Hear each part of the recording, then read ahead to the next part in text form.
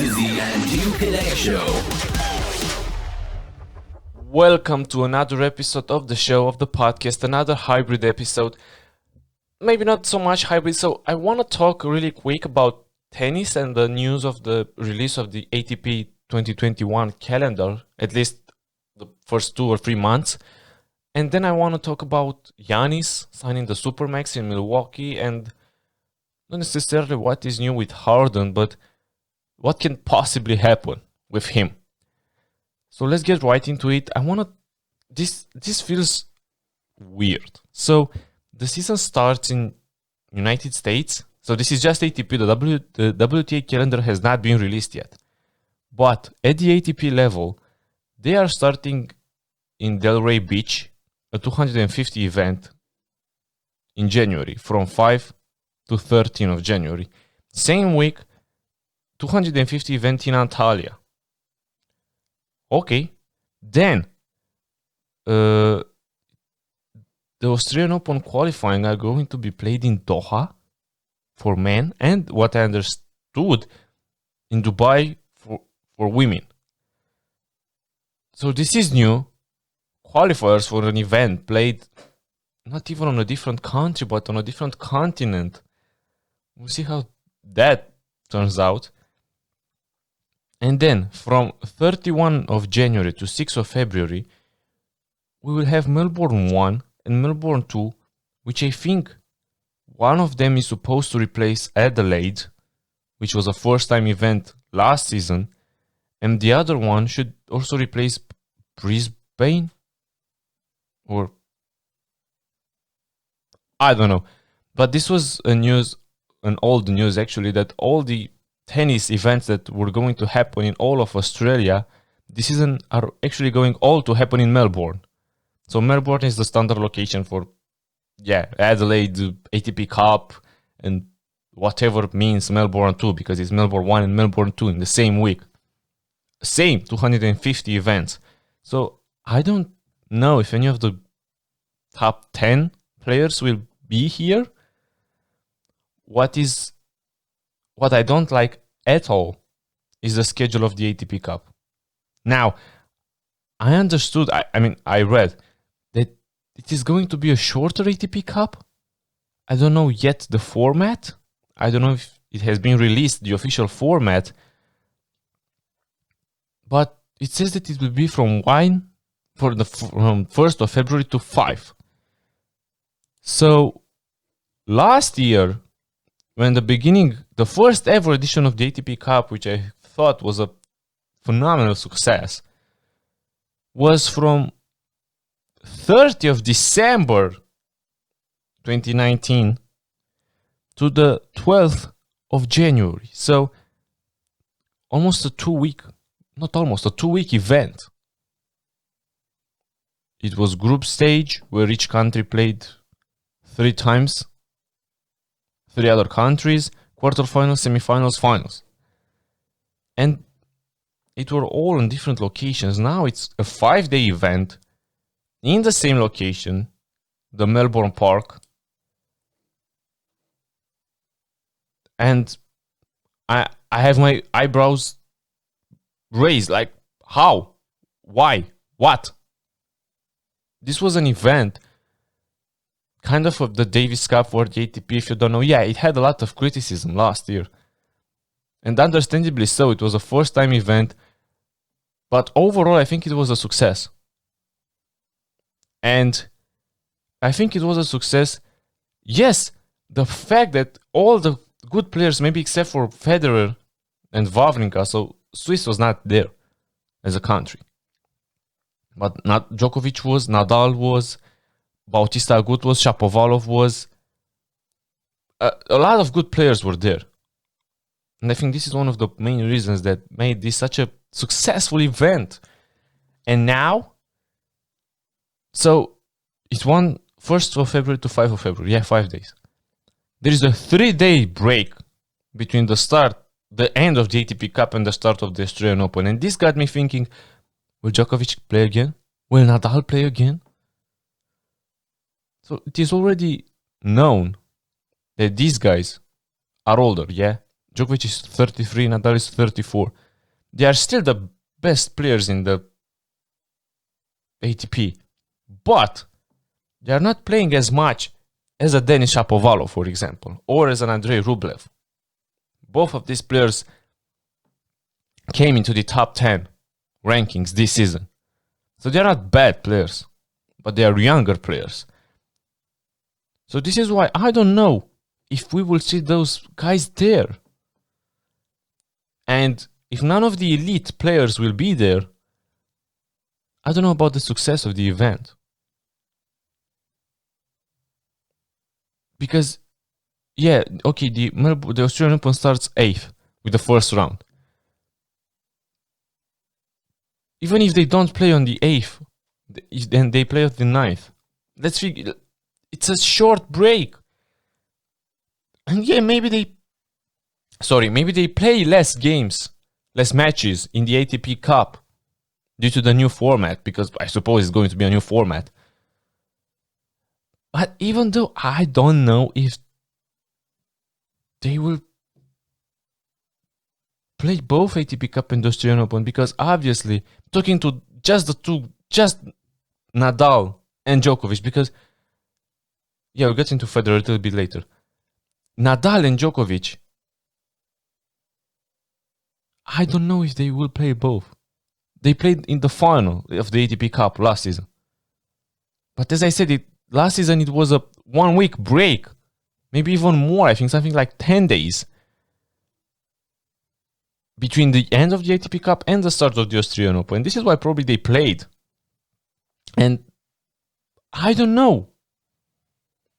Or maybe they will play in the Melbourne 1 or 2 in order to, I don't know, as a somehow of a training, like, you know what I'm saying, to get prepared.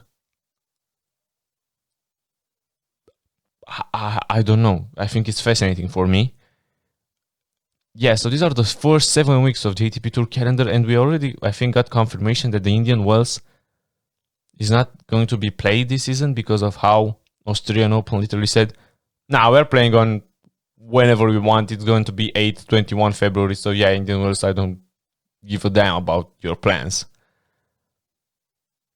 Which first I found, I want to say that I found it surprising, but I didn't. Because as I said, the Australians are very, very, very careful with the virus. So it's going to be interesting. This is why they play the qualifications in Doha and Dubai. I think so far there were news that only Nadal confirmed to be in Australian Open. Yeah, obviously that Djokovic will play the Australian Open, even though it's not yet official confirmed. But we will see if they play the ATP Cup, the Melbourne 1, the Melbourne 2. It's going to be interesting. It's really going to be interesting. Basically, it's going to be a full, not really full, 1 full month almost, or of Melbourne tennis from 31st of January to the 21 of February.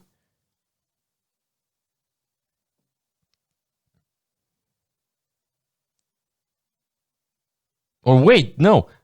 Yeah, now I'm realizing if they play the Melbourne 1, they can't play in the ATP Cup. So the Melbourne 1 and Melbourne 2 is going to be probably for players that don't want to play the ATP Cup. Because how are they going to put 3 events on the same time? Oh my god, I'm realizing it just now as I'm recording this. So there are Melbourne 1, Melbourne 2 and ATP Cup played like exactly on the same date. So probably they thought that the big dogs, the big guns will play in the ATP Cup, while players probably seeded from, I don't know, 50 to 150 will play in Melbourne 1 and Melbourne 2. Wow, this is going to be so interesting. And I think that the laws are that players need to quarantine themselves for 2 weeks upon the start of the Australian Open, their arrival. So if the Australian Open starts on the 8th of February, they will need to be there by mid-January. Bro, this is going to be So strange to see. I mean, wow. Other news, because I wanted to touch a little bit on the Federer subject. So he only played one event last season, Australian Open. Then he got a knee surgery. The recovery did not end up good, and he got another knee surgery. So 2 knee surgeries in 1 year. He said that he's recovering good. He feels no pain no more. He's taking it slowly, step by step. And now on a recent interview with, I don't remember exactly, I think some Swiss, I don't know. He said something that was very confusing and misleading. Something like, so he always said that Australian 2021 will be his return. Now he said something like, yeah, even though I will not be able to play and my career will end here, I'm happy to end my career with this award. Yeah, he wants something like the best sports athlete from Switzerland in the last 70 years. It was kind of a weird of an award if you ask me, but I don't know. But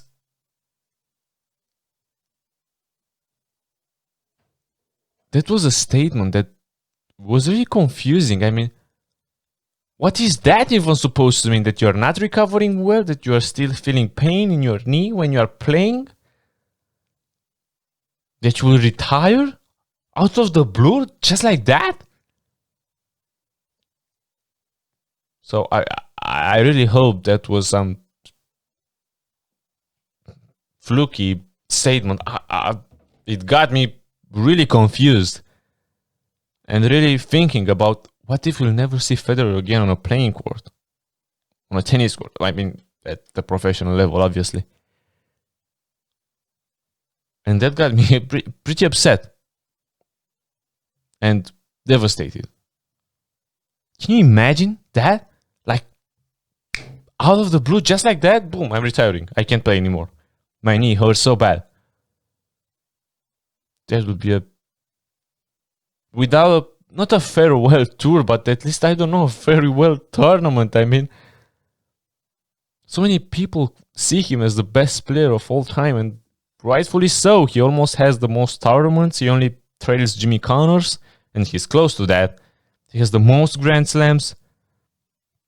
He's 39 years of age. He dominated the tour like 2002, 1, 99. So I don't want to focus my energy on that, because I don't want that to happen, and I don't want to think about it. Now, in other news, switching to NBA basketball, Giannis Antetokounmpo signed the supermax, which was kind of the thing people most predicted. I don't know. I thought I didn't expect that. I mean, I don't know. I was half, because as a small market team, they blew up. So, 2 things. They blew up Malcolm Brogdon. They didn't want it to enter the luxury. They played Giannis cheap. And they preferred Bledsoe instead of Brogdon, which I think we can all agree now that it was a mistake. So this was their first mistake. The second mistake, they blew up the Bogdan-Bogdanovic trade badly. I don't know how this news of the trade got leaked before the trade deadline, not the trade deadline, the trade season officially starting, or the free agency even starting. It was supposed to be a sign and trade. But at that time, you were not able to complete any signings or trades or whatever the case it was. But how can you do such a mistake as a professional NBA team? They got him Jrue Holiday, which is an upgrade, obviously, over Eric Bledsoe. I think they overpaid him, but if that is what it took to bring Giannis, I'm not going to argue with that, and I'm not going to say it was a bad decision. But, yeah, and this was 2 mistakes by the Milwaukee organization. They played him cheap with Brogdon. I don't know what happened with Bogdanovic exactly. I think no one knows, and no one will ever know, but it was just awful. Then they brought in, they had some solid signings. I mean, Bryn Forbes, I think it was an Sorry. Wow, I can't say this word. Underrated. Wow. It was an underrated signing. He played very good with the San Antonio Spurs last season. So I really like that. They made some other roster changes. DiVincenzo is still there because he was supposed to be part of the Bogdanovic trade. So they still have one tiny young value asset. I don't know. I don't think they are a championship team as of how they are constructed right now. They need to make more moves. I don't know. A player like Bogdanovic, you need to have that. It's really a bummer that didn't happen. Now, yeah, and if you live under a rock and you didn't know, Giannis' contract is the biggest contract in NBA history. So probably money was part of the reason. So the NBA is constructed in this way that you can gain the supermax only by the team you have played I don't know how many seasons. So if Giannis' contract would have ended next season and he said, okay, I'm leaving, the team that he could have gone could offer him the max, but not the super max. So he would have left something like 70, 80 million off the table, which is a lot of crap load of money. But if he didn't care about the money, he could have done that. And I really saw him going to Dallas. I think it was the most obvious pick, but yeah, now this will not happen. And then I figured, but Giannis is not like all these NBA players. I mean, first of all, he's not American. He's from Greece. He grew up on a poor family, selling trinkets on the street, wearing the same shoes as his brothers. And you know the story of Giannis when, I don't know exactly from which year it was, but he sent so much money home and he didn't have money to pay a cab to go from the arena to his home or from his home to the Milwaukee Bucks arena. So Giannis is different. For Giannis, Milwaukee is the LA, the New York, a big market. His family, the organization was, yeah, they did some mistakes, but they were loyal to him. They did the Drew Holiday trade for him, and they traded, I don't know, a gazillion of picks for that. So Giannis has a different mindset than all these players who want to go to LA, New York, or I don't know what historic franchise, Chicago, big market, Philadelphia, I don't know, Boston. The list is considerably big. But Giannis is different. His story is different. His mindset is different. And I really think he has the potential to be like Dirk, to play 20 years, how many seasons did Dirk play? 20, 40, 60, 21 with the same organization, and he got the championship. I think Giannis has the potential to do that, and maybe that is more important to him, to win a championship or 2 or 3 or whatever, or maybe even none, with the Milwaukee Bucks. Obviously the goal is to win a championship, but to stay there and to mean so much for that franchise and so much for the fans and so much for the city, like Dirk did. Don't they have a street in Dallas called the Dirk Nowitzki Street or Boulevard or something like that? Can you imagine you are from Germany and you have a street named after you in the United States? So Giannis can have the same story. Probably this is what he wants. I mean, there is still, if he doesn't achieve anything with the Milwaukee Bucks in 3 or 4 years, he can say, yeah, trade me. This is a possibility. It's not, he doesn't have a no trade clause. But I don't think he will, unless things go amazingly bad. but I think he will stay for all these 5 years. I don't know what the future holds for him. There is 5 years is such a long period of time. There is a lot of things that could happen. But now, maybe a free agent in 1 or 2 years. Remember, Giannis is 26. Maybe a free agent in, not next season, but 2 or 3 seasons can say, okay, so Giannis is still there. They still have DiVincenzo, and he has developed good. I don't know. Yeah, I'm going to the Bucks.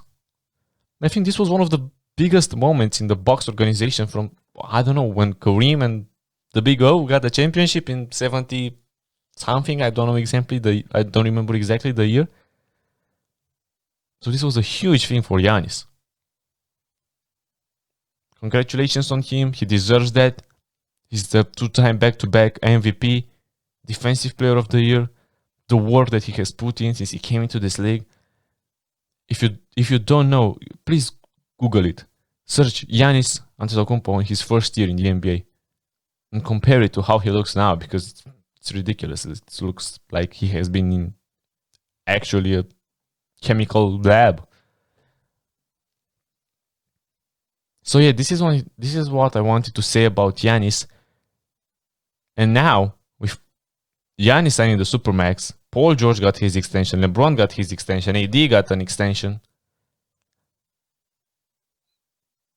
We'll see what Kawhi does. But the free agent market next season got worse. Not going to talk about that right now. I'm going to talk about the unhappy superstar James Harden, which has kind of acted weirdly at the start, going to party in Atlanta, in Vegas, at Lil Baby birthday party without wearing a face mask. Yeah, it was a lot of controversy. Then he said at a press conference, so he didn't do a press conference after his first game. He did a media press the next day or something like that. And he said that he was training with his personal trainers while the entire team was on a training camp. So BS, if you ask me. But he said the right thing. But he wants so much to be traded that you can see that, I mean, there is nothing you can do. And he will eventually get traded, I think, by the trade deadline. I don't think he will play this entire season in Houston. He might play at the beginning of the season. So the trade deadline, I think the news got today or yesterday. Which is it? I forgot. 23 or it is either 23 of March or 25. So then is the trade deadline. I think James Harden will be on another team by that time. Now, what does Giannis signing do?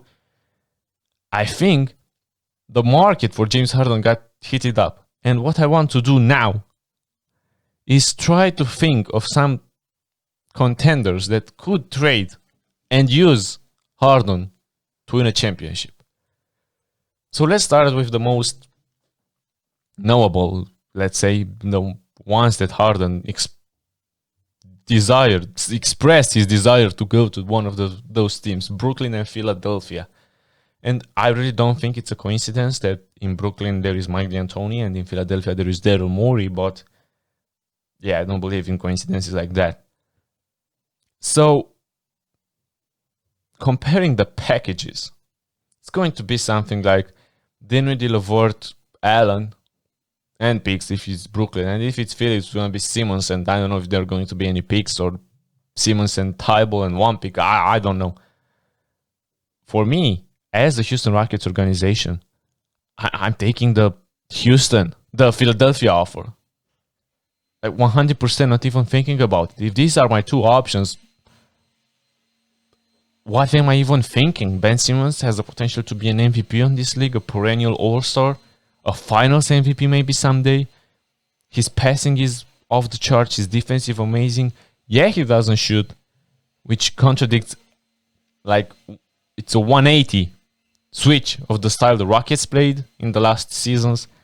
There's a new coach there, a new general manager, we will see. So I think Ben Simmons is the most safe bet that you can take as a Rockets organization, because you will never be able to take same value for Harden. It's not like Brooklyn will give you Kevin Durant. How can you even think of that? I'm asking myself right now. So if I was the Houston Rockets, I would trade the Ben Simmons package. Now, there are reports, contradictory reports, that came out in the same day or one day between each other that said that Philadelphia is including Ben Simmons in deals, but there is no further conversation. They are not close to a deal. And then Daryl Morey says that there is no way Ben Simmons is going to be included in this trade. So I don't know what to say. I think the Ben Simmons name needs to come out because, yeah, obviously, if you're the Philadelphia 76ers, you want to include Tobias Harris probably and Tybalt and Zaire Smith and 3 or 4 picks for Harden. But in this case, if I were Houston, I would rather take the Brooklyn package. So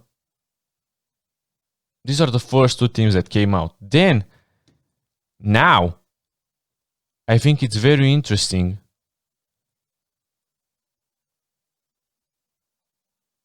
that Giannis signed the supermax. What if Harden goes to Milwaukee? I asked myself that, and then the more I thought about it, the more I found the Brooklyn package more appealing than the Milwaukee Bucks potential package. I mean, what can they trade? So it's going to be either Middleton or Holiday. If I were the Bucks, I would say, yeah, pick whatever you want between those 2. DiVincenzo and picks. I don't know exactly how many first-round picks they have. I don't think there is a lot of them, and I don't think the package is appealing enough for the Houston Rockets. But if they trade, I don't care between Drew and Chris Middleton, whatever the Houston Rockets want. But Harden with Middleton or Giannis, or Harden with Holiday or Giannis, I would definitely reconsider them as a championship team. And then I think there were some reports with Miami, but what can really Miami offer? They will not offer Butler, they will not offer Adebayo, they just re-upped him. Tyler Hero, yeah, okay, and what else? Tyler Hero and picks. I don't think Tyler Hero, as good as he looked at the age of 20, I need to go back to the Philadelphia 76ers trade. I mean, would you rather have Tyler Hero or Ben Simmons? They're both young. Okay, yeah, Tyler Hero is younger than Simmons, but I think Simmons' potential is much higher than Tyler Hero. So, if I have Simmons available, what are you still waiting for, Houston? It's not like the Lakers will say, yeah, okay, we will give you AD for Harden. So what are you even thinking? Then there were reports, I think yesterday or today even, that, yeah, the Houston Rockets are now talking to more contending teams. And I was thinking, okay, so there is Brooklyn, there is Philly, there is Bucks, the Miami Heat we just talked about. What other contending teams have a solid package for Harden and are willing to trade for Harden to go for all in for a championship run this season? So let's go to the West. Lakers? No, there is no way. Clippers? What are they going to trade? Paul George? I don't know if Kawhi wants Harden. I don't know if Harden wants to play with Kawhi. I don't know the relationship between those guys. But I really don't think it's plausible considering Paul George just re-signed a max extension with the Clippers. So I don't know the likelihood of this happening. But if I were the Clippers, I would trade Harden for Paul George. Then the Nuggets? But what are they? Michael Porter Jr.? But they need some salaries. Who are Millsap, Michael Porter Jr., some picks? I think this would be interesting. But then again, as the Houston Rockets, yeah, Michael Porter Jr. could develop into something really, really special, but I think the risk is higher than the reward. Then it will be with Ben Simmons. I mean, I will need more, maybe a 3-team trade, and I don't know, I'm not good at 3-team trades. But Michael Porter Jr. will not be enough for me if I'm the Houston Rockets. Am I really relying on him to be the savior of this organization? I don't know. And I don't think they will trade like Jamal Murray for Harden and play Harden. And then the Nuggets will take a risky bet on MPJ and Jokic. I don't think that will ever happen. So what are the other teams? Warriors? And what are they going to trade? Like Wiseman probably? And Kelly Oubre, but I don't think the salaries will match. They will need to trade some Draymond Green, I think. And I don't think they will do that. Plus, they will have Klay Thompson next season, so I don't know how this trio will work. It will probably will. But I don't see that. And I don't think it can happen because of the money. Utah? What does Utah have to offer? Gobert? Nah. So I think I'm done with the Dallas? What is that? What does Dallas has to offer? Tim Hardaway Jr. and that's it. Picks, and you will not have for Doncic or Porzingis. Timberwolves? Maybe?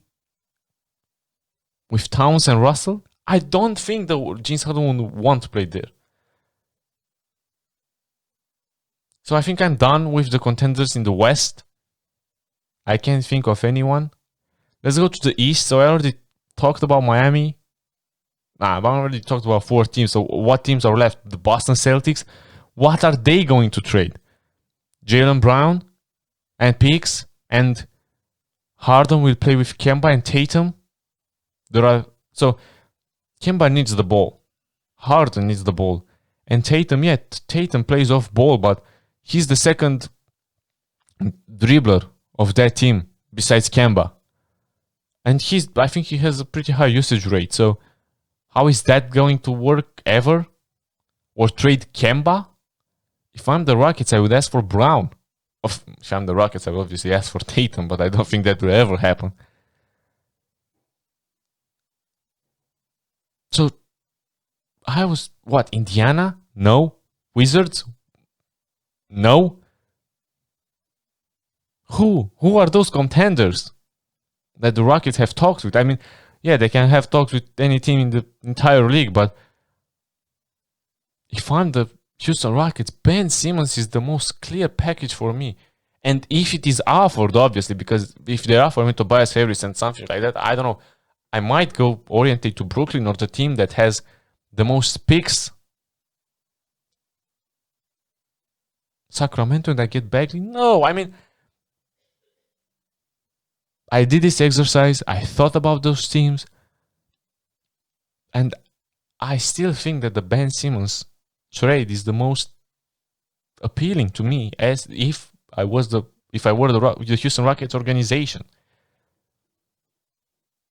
So we will see where he ends up to. I really think, as I said before, I think he might play even with the Houston Rockets organization at the beginning, and I think it will be a fun team.